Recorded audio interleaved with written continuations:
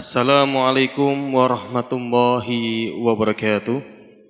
Bismillahirrahmanirrahim. Alhamdulillahirabbil alamin wa bihi nasta'inu ala umuri dunya waddin. Sayyidina wa maulana Muhammad bin Abdillah, la haula wala quwwata illa billah, amma ba'd. Hadratal mukhtaram, para alim, para ulama, para sepuh beni sepuh, beliau yang kami hormati Bapak Dr. Kiai Haji Saifuddin LCMA, yang kami hormati seluruh jamaah sholat Jumat di ruang sholat utama Masjid Agung Jawa Tengah, serta yang kami banggakan para santri Ma'had Tahfidzul Quran MAJT Basnas Jawa Tengah, kaum muslim pendengar setia Radio Dais dan Radio Gaul, dan para pemirsa MAJT TV dan TVku dimanapun Anda berada. Alhamdulillah, pada siang hari ini pengajian yakni tafsir tematik Al-Quranul Karim bersama Bapak Dr. Kiai Haji Saifuddin LCMA dengan tema lafadz ta'qilun dalam Al-Quran. Untuk itu bagi para jamaah yang ingin bertanya, nanti bisa tanyakan langsung kepada beliau Bapak Dr. Kiai Haji Saifuddin LCMA. Dan bagi para pendengar setia Radio Dais dan Radio Gaul, juga para pemirsa bisa bertanya melalui WhatsApp-nya Radio Dais di 0821 336 70.000. Baik, untuk itu kita buka kajian siang pada hari ini dengan bacaan Ummil Kitab li ridhoillah wali syafaati Rasulillah ala hadiniyah Al-Fatihah. A'udzubillahi minasyaitonir rajim. Bismillahirrahmanirrahim. Alhamdulillahirabbil alamin arrahmanir rahim maliki yaumiddin. Iyyaka na'budu wa iyyaka nasta'in. Ihdinas siratal mustaqim siratal ladzina an'amta 'alaihim ghairil maghdubi 'alaihim waladdallin. Amin. Baik, langsung saja kita simak bersama kajian tafsir tematik lafadz ta'qiluna dalam Al-Quran bersama beliau Bapak Dr. Kiai Haji Saifuddin LCMA. Kepada beliau waktu dan tempat disilahkan. Assalamualaikum warahmatullahi wabarakatuh.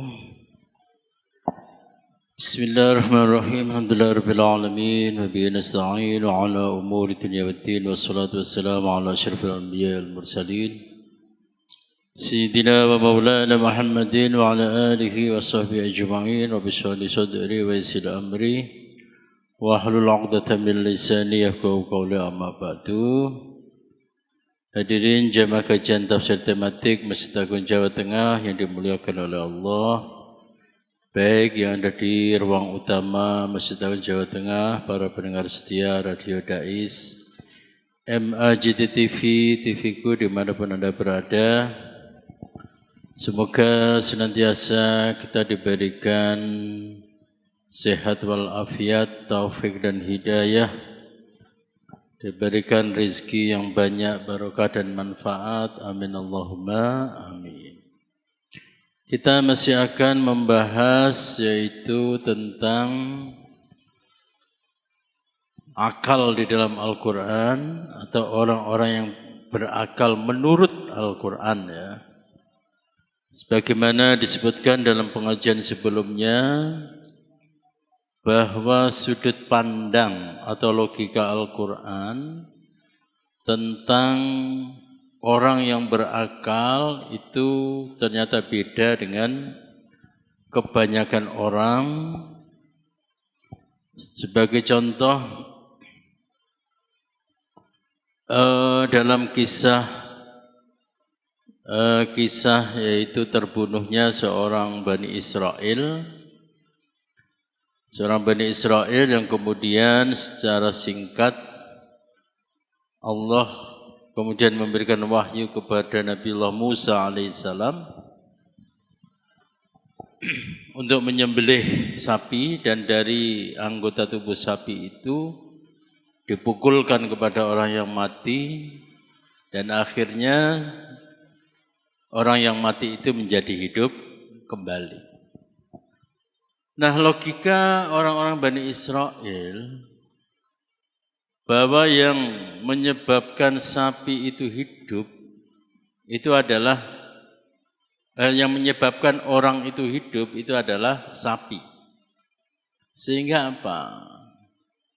Dalam ceritanya yang lebih diagungkan, yang lebih diviralkan itu adalah tentang keadaan sapi itu. Sapinya adalah begini, sapinya tidak pernah dibuat untuk membajak, sapinya warnanya adalah kuning keemasan, sapinya adalah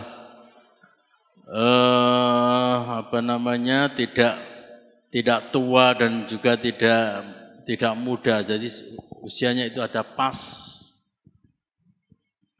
Mereka lupa bahwa yang menghidupkan sejatinya itu adalah Allah Subhanahu wa ta'ala. Tapi apa yang dilakukan atau yang dipikirkan oleh orang-orang Bani Israel itu sejatinya itu yang seringkali kita lakukan ya. Seringkali kita lakukan.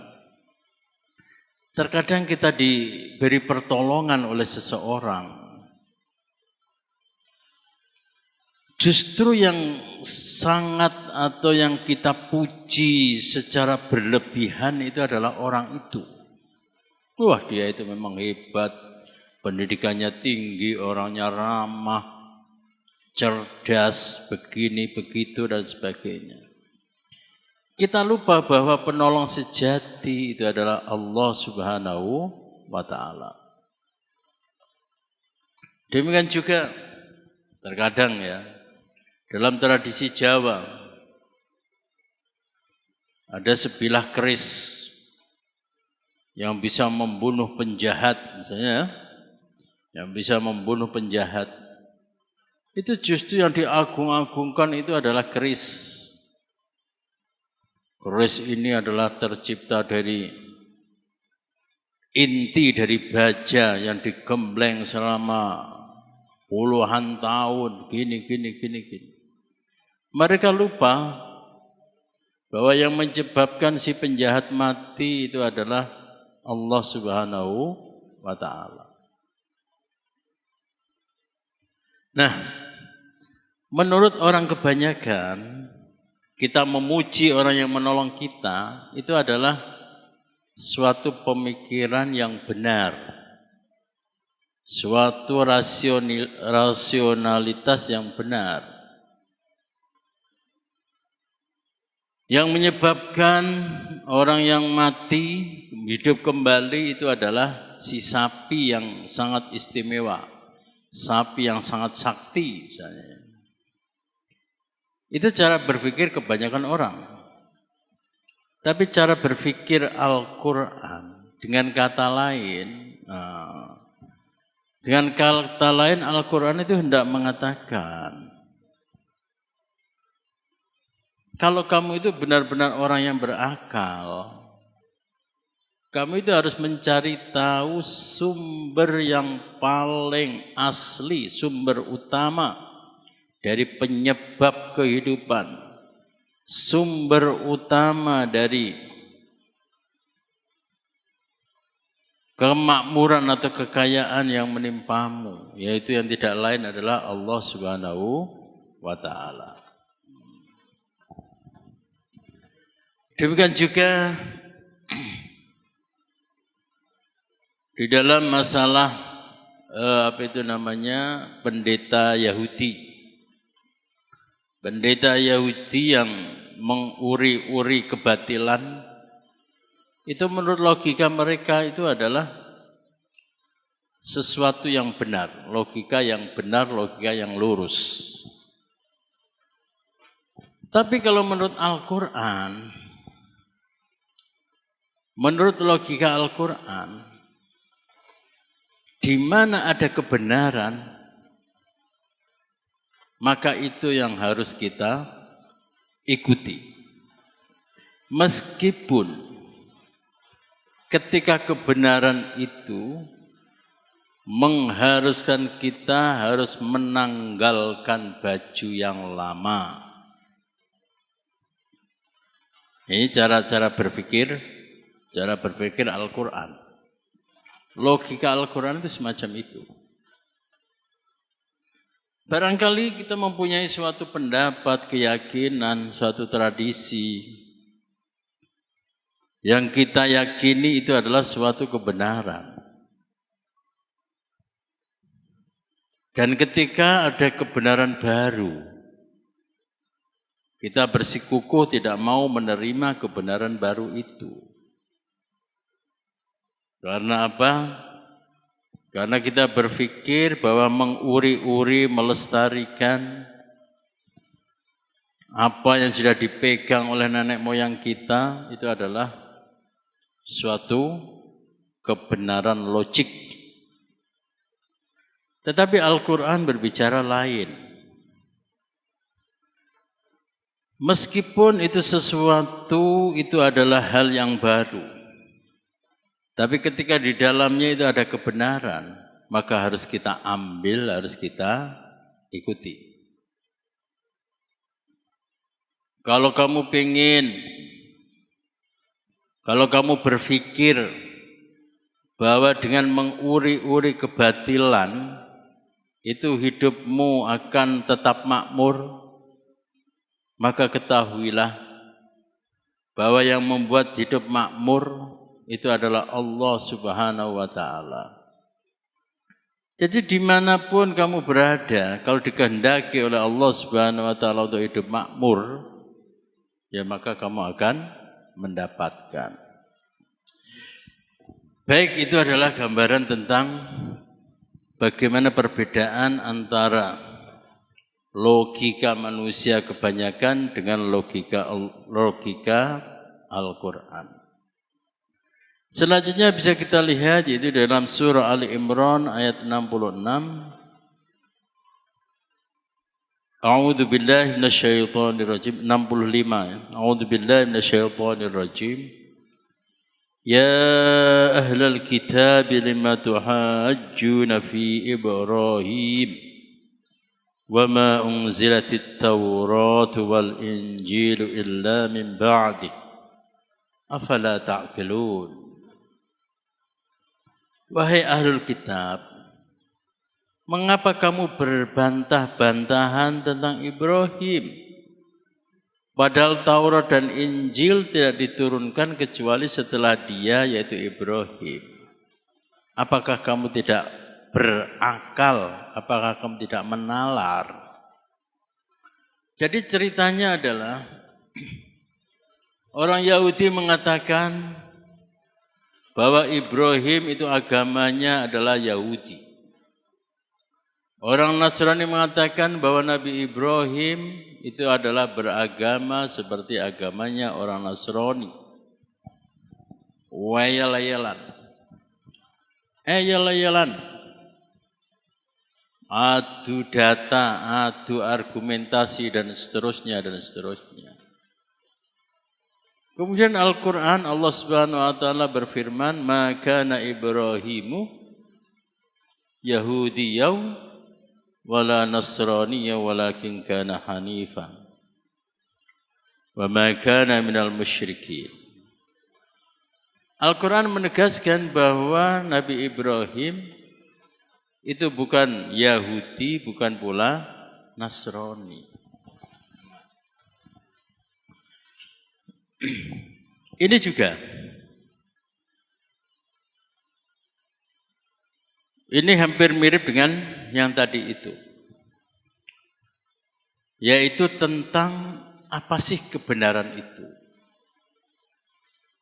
Apakah kebenaran itu hanya ada pada Yahudi?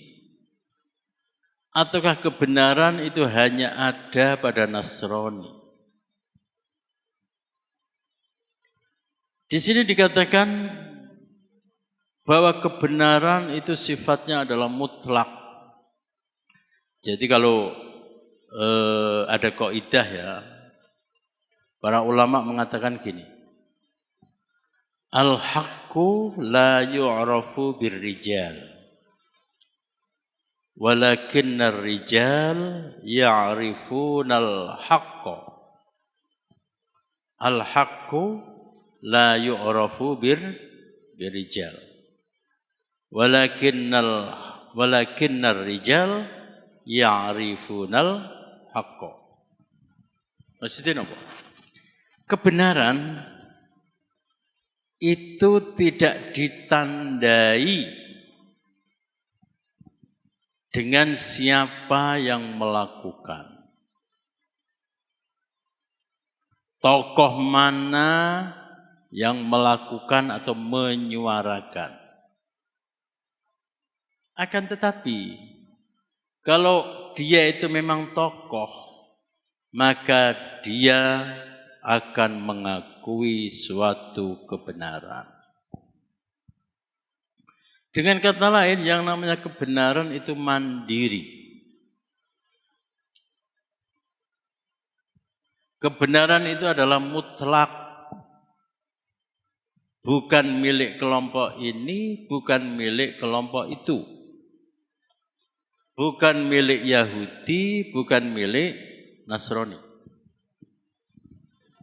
Jadi kalau dibuat garis ya, bahwa semua itu sepakat bahwa ajaran Nabi Ibrahim itu adalah ajaran yang benar. Semua sepakat. Pertanyaannya adalah, ajaran Nabi Ibrahim yang murni dan konsekuen itu untuk masa-masa selanjutnya itu terwadahi dalam agama Yahudi ataukah terwadahi dalam agama Nasrani atau terwadahi di dalam agama Islam. Terwadahi di dalam agama Yahudi, terwadahi di dalam agama Nasrani atau terwadahi di dalam agama Islam. Jawabannya adalah bisa ada pada ketiga-tiganya, bisa pula tidak ada pada ketiga-tiganya. Kenapa demikian? Kalau dikatakan ada di dalam agama Yahudi, pertanyaannya adalah apakah tokoh-tokoh Yahudi itu masih tetap memelihara kemurnian ajaran Yahudinya? Apakah tokoh-tokoh Nasrani itu masih tetap memelihara kemurnian ajaran Nabi Ibrahim yang ada di dalam ajaran Nasrani? Demikian juga, apakah tokoh-tokoh Muslim itu menjaga kemurnian ajaran Islam yang diklaim itu adalah sesuai dengan ajaran Nabi Ibrahim alaihis salam. Kita bisa melihat ya, kita bisa melihat logika Al-Quran itu memang logika yang berbeda dengan logika-logika masyarakat umum. Dan ini sebetulnya ya sering terjadi pada kita. Dumeh wis muslim ya, dumeh muslim, kemudian mengklaim bahwa semua yang dilakukan itu adalah benar. Apalagi ini rame-rame masalah politik ya. Dumeh ndekne iku 03 pamane ya, atau 01. Pokoknya semua yang dilakukan oleh tokohnya, oleh jagonya, itu adalah dianggap sebagai kebenaran. Jadi orang yang, apa itu namanya, orang yang membajak, orang yang membajak kebenaran, bahwa kebenaran itu adalah hanya miliknya,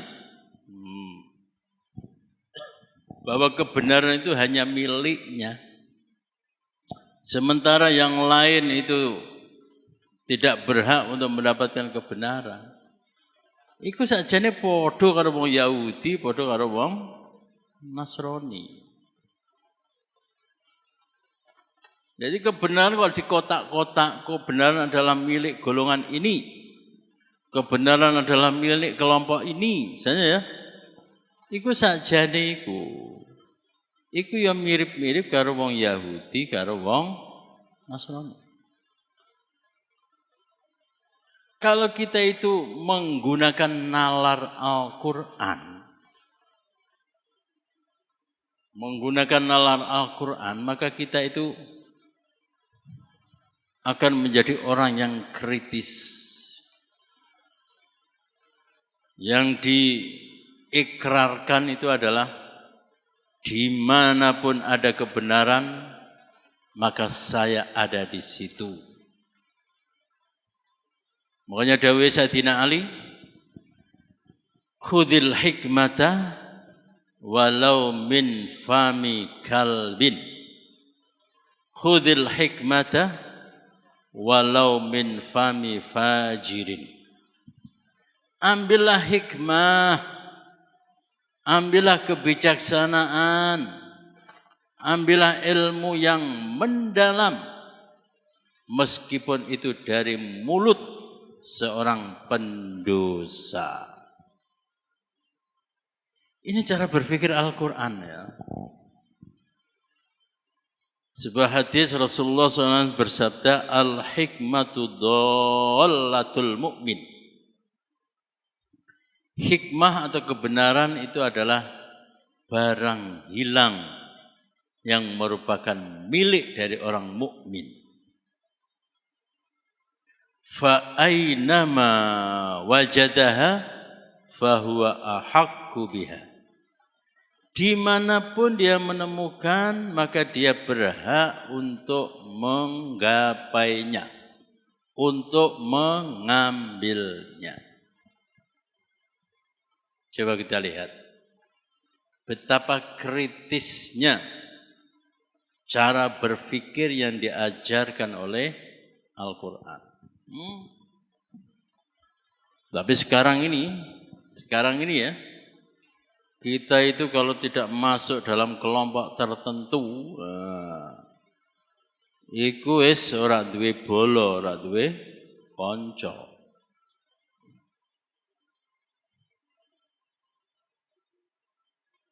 Di kelompok itu kita menyuarakan kebenaran, kritis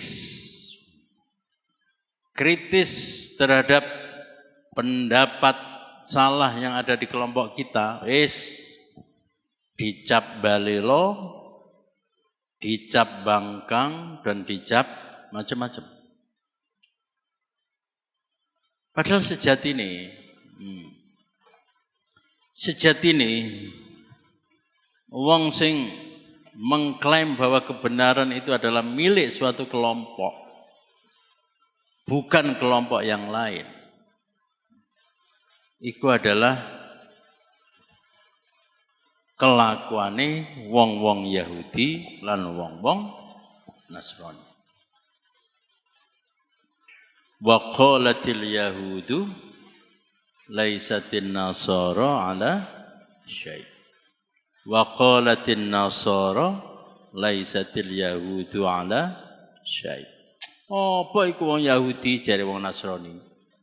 Oh senengane merubah-rubah apa kitab anu.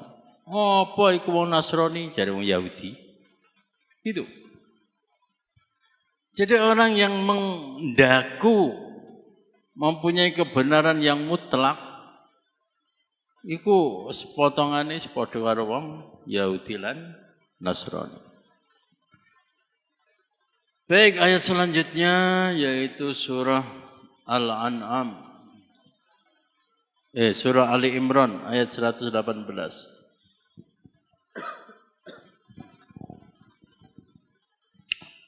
يا أيها الذين آمنوا لا تتخذوا بطانة من دونكم لا يألونكم خبالا ودوا ما عنتم قد بدت البغضاء من أفواههم وما تخفي صدورهم أكبر قد بينا لكم الآيات إن كنتم تعقلون.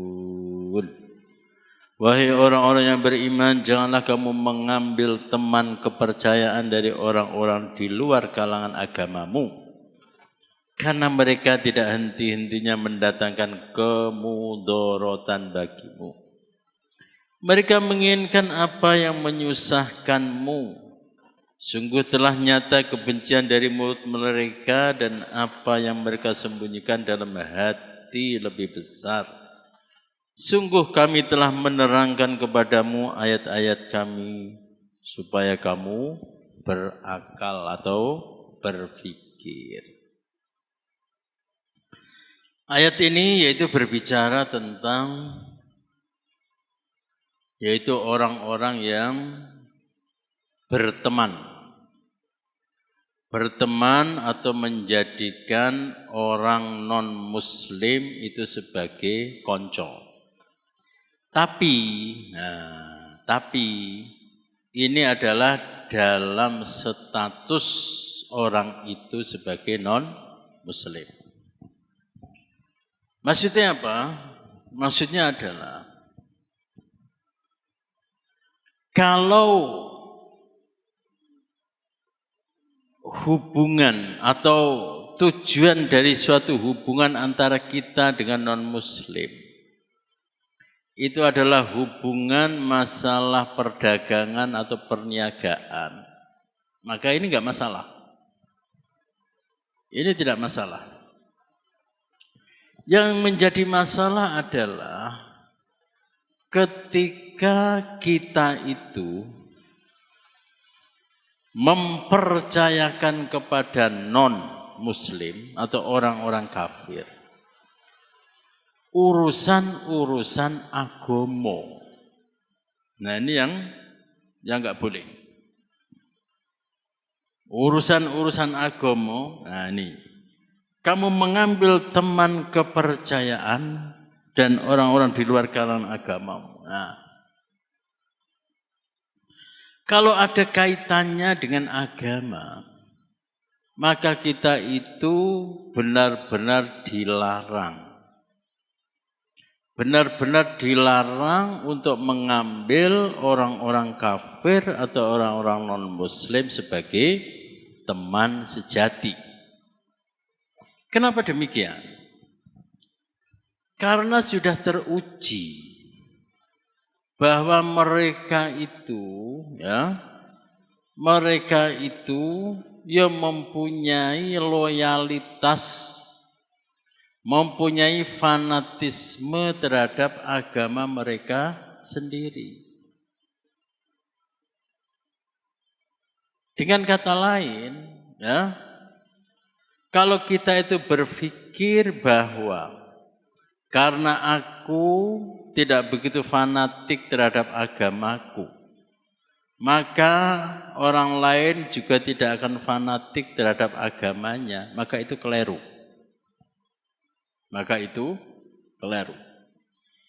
Jadi hitung-hitungannya gini ya, hitung-hitungannya adalah orang yang berteman dengan non-muslim, berteman dengan orang-orang kafir, maka ada beberapa kemungkinan. Kemungkinan yang pertama adalah dua-duanya baik muslim maupun non-muslim itu sama-sama tidak membawa agama. Pure murni bisnis.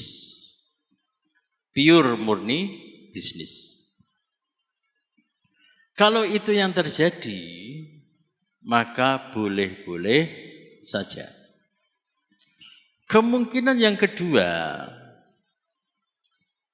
si muslim itu sudah meninggalkan fanatiknya terhadap agama, sementara si muslim itu tidak tahu apakah orang non-muslim itu meninggalkan fanatiknya terhadap agamanya atau tidak. Kalau demikian halnya, maka harus dihindari. Kemungkinan yang ketiga adalah ketika memang si muslimnya itu adalah fanatik, kemudian yang non-muslim itu juga fanatik. Nah, itu jangan dipaksakan dan harus tegas yaitu tidak usah melakukan hubungan. Sebabnya apa? Sebab yang rugi itu bukan hanya pihak sini, tapi pihak sana juga akan rugi. Nah, yang namanya fanatik itu masing-masing orang itu ya masing-masing ya. Ono wong ku sing fanatik terhadap agamane. Ono wong sing terhadap agamane iku ya biasa-biasa wae. Lho nek pancene wong iku pancene fanatik terhadap agamane, ya wis kita hormati. Kita hormati bahwa dia itu taraf keimanannya itu memang semacam itu. Ini adalah bentuk toleransi. Jadi bentuk toleransi itu tidak hanya kita tunjukkan kepada orang-orang non-muslim, berarti membiarkan mereka beribadah atau mengucapkan selamat Natal, mengucapkan ini. Tidak hanya itu. Tapi bentuk toleransi itu juga harus kita berikan kepada saudara kita. Nah, nek pancene saudara kita itu enggak gelem mengucapkan selamat Natal, ya wis. Kita harus toleran, ya wis lah. Iku pendapatmu, yes. Iku pendapatmu. Jadi tidak boleh dipaksa-paksa. Dianggap itu kampungan, dianggap enggak kemajuan, dianggap enggak toleran. Itu juga namanya apa? Mengklaim bahwa kebenaran itu hanya pada dirimu. Iku kelakuane wong Yahudi karo wong Nasrani. Justru kelakuane wong mukmin, kelakuane nalar-nalar Qur'ani. Ya. Nalar Qur'ani yang pertama tadi itu bahwa tidak mau mengklaim bahwa satu golongan itu adalah pemilik kebenaran. Kemudian nalar Qur'ani itu mengatakan bahwa kita itu harus menyadari, harus toleran, ya, menghargai keyakinan dari orang lain. Jadi ayat ini itu memberi isyarat kepada kita. Hei wong-wong mukmin, lha ya. Wong-wong non-muslim iku sejatine iku berat bekerja sama dengan kamu. Ya nek berat bekerja sama dengan kamu ya sudah. Kamu tidak perlu memaksa-maksakan diri untuk akur, untuk bekerja sama dengan kamu. Jadi ini bukan larangan ya. Ini bukan larangan dalam artian secara mutlak kita itu tidak boleh bergaul dengan non-muslim, bukan. Tapi justru ini adalah merupakan bentuk penghargaan, kita menghargai keyakinan mereka. Mereka itu loh enggan berbuat baik kepada muslim. Ya wis. Berarti kalau urusannya adalah urusan agama, stop. Tidak perlu diperpanjang. Kita cukup berbicara yaitu tentang muamalah atau pergaulan sehari-hari. Yes. Niku padha enake. Niku padha enake. Ya kecuali kalau kamu memang sudah mempunyai teman dan sudah teruji bahwa dia tidak mengganggu kita, tidak memaksakan kehendaknya dan sebagainya. Oke. Berarti hubungan kita dengan dia itu bisa dilanjutkan. Baik, para hadirin sekalian, demikianlah pengajian kita. Ada pertanyaan?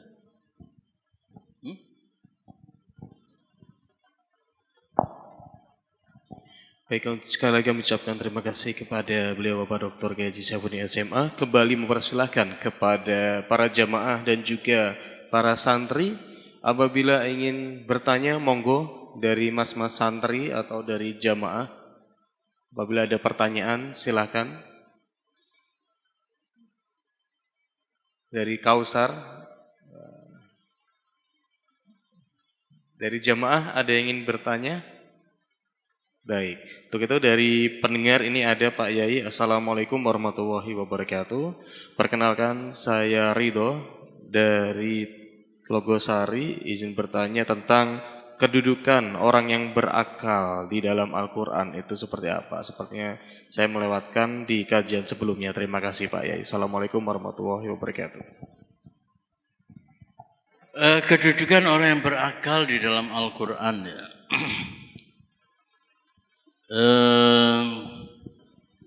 Pertama-tama itu harus diketahui ya, bahwa orang yang berakal itu macam-macam ya. Ada yang berakal menurut fikih, asal dia tidak gila, itu dia disebut sebagai orang yang berakal. Yang kedua itu adalah orang yang berakal menurut logika umum, menurut masyarakat umum. Misalnya apa? Logika umum itu ya, misalnya ya, logika umum itu di mana ada gula, ya semut kumpul misalnya. Di mana ada kesenangan, ya normalnya ya ke situ. Itu logika umum. Nah yang ketiga itu adalah berakal menurut Al-Quran. Berakal menurut Al-Quran itu apa? Berakal menurut Al-Quran itu adalah, tadi ya sudah dijelaskan ya, bahwa orang yang berakal menurut Al-Quran adalah orang yang melihat kebenaran, itu adalah sebagai suatu kebenaran dimanapun tempatnya. Jadi dia melihat kebenaran tidak dari casingnya, tidak dari kelompok mana. Yang kedua, orang yang melihat segala sesuatu itu dari sumber aslinya, dari penyebab yang pertama. Dari penyebab yang pertama. Itu adalah orang yang berakal menurut Al-Quran. Dengan demikian, orang yang berakal dan diksi orang yang berakal di sini adalah orang yang berakal menurut kriteria Al-Quran. Itu tentu saja itu adalah orang-orang yang derajatnya itu sangat tinggi. Nah, Al-Quran itu sudah memetakan ya, Al-Quran sudah memetakan. Jadi peta penggunaan akal. Orang yang paling bawah itu adalah orang yang lebih menuruti hawa nafsu. Jadi akalnya itu dikesampingkan. Nah, orang yang demikian itu derajatnya lebih rendah daripada hewan.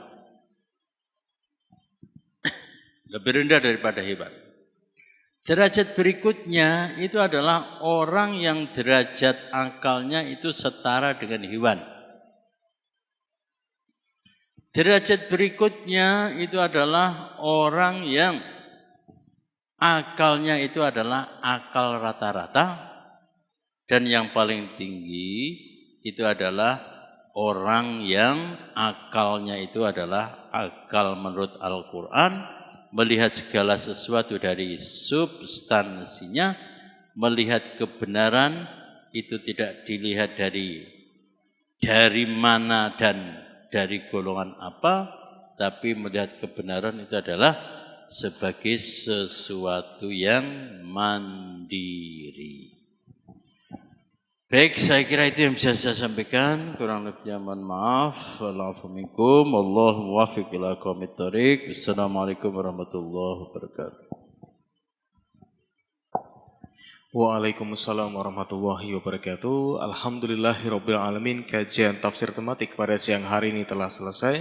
Untuk itu mari kita tutup dengan bacaan hamdalah bersama-sama. Alhamdulillahirabbil alamin dan doa kafaratul majlis. Subhanakallahumma wa bihamdika nasyhadu alla ilaha illa anta nastaghfiruka wa natubu ilaik. Semoga senantiasa kajian pada siang hari ini mendapatkan ridho dari Allah Subhanahu wa taala dan kita semuanya mendapatkan berkah dan juga manfaatnya. Akhirul kalam wa muwaffiq ila aqwamit thoriq.